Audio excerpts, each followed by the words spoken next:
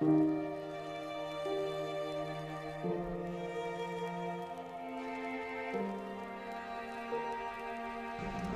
meu irmão, bom dia, tudo bem? Então, você trouxe uma questão bíblica, né, que está escrito lá em Apocalipse, em que relata que o Cordeiro, né, o Cordeiro de Deus, havia sido morto desde a fundação do mundo. Então, o livro de Urântia, ele descarta essa ideia de expiação. Eu até já gravei vários áudios que eu falo sobre a expiação, sobre a teoria da expiação, desconstruindo essa ideia da expiação de pecados, de que Jesus tinha que morrer na cruz, essas coisas.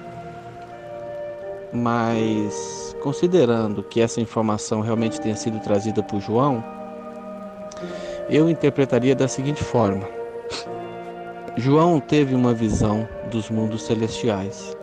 Quando ele esteve preso na ilha de Patmos, ele foi arrebatado até os mundos das mansões, até Jerusalém, e aí ele viu, provavelmente até Sálvito, inclusive, ele tenha tido visões até de Sálvito, porque ele fala do trono, né, do Criador, ele fala de Micael, então, não com esse nome, claro, né, como o Cordeiro, como o Filho de Deus, coisas assim.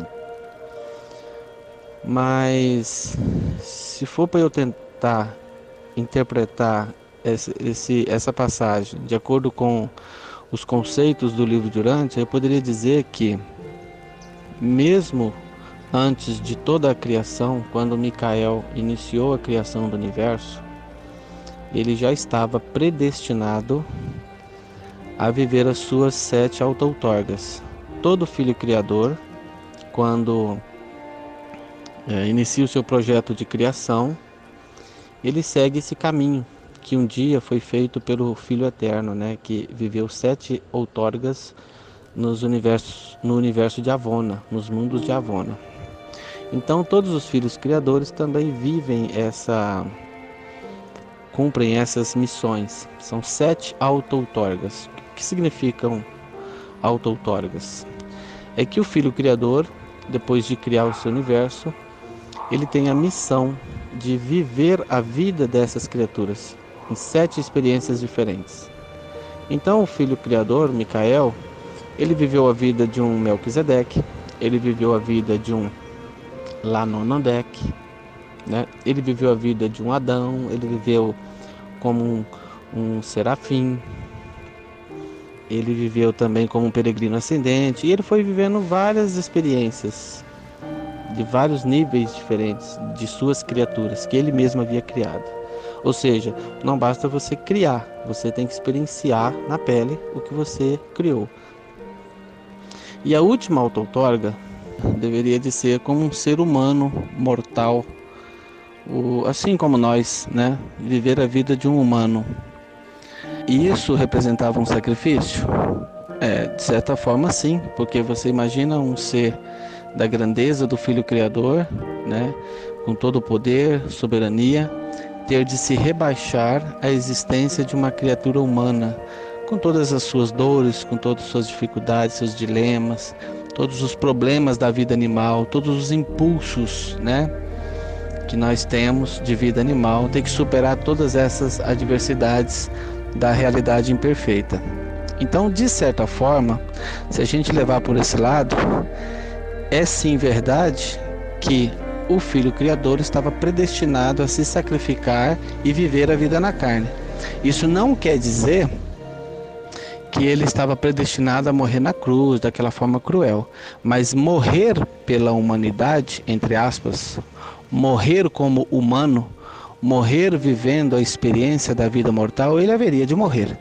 Fosse na cruz, ou fosse de velhice, ou fosse por algum acidente, ou fosse por alguma doença, como todos os seres humanos.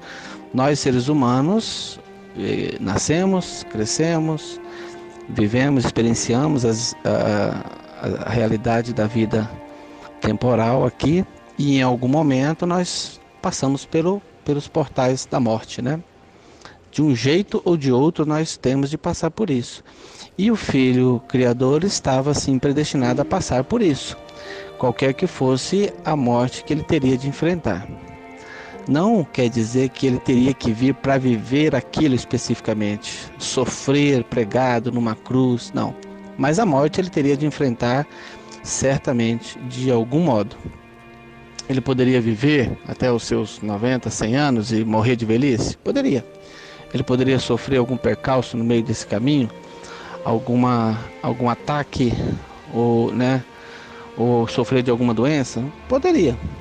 Tudo isso estava dentro das possibilidades, que são as possibilidades que nós enfrentamos. Todos nós passamos por essas possibilidades, né? Corremos esse risco. Mas de um jeito ou de outro, nós escapamos da vida através da morte. Então sim, o Filho Criador estava predestinado a morrer como humano. Isso não quer dizer que ele teria que morrer daquela forma especificamente.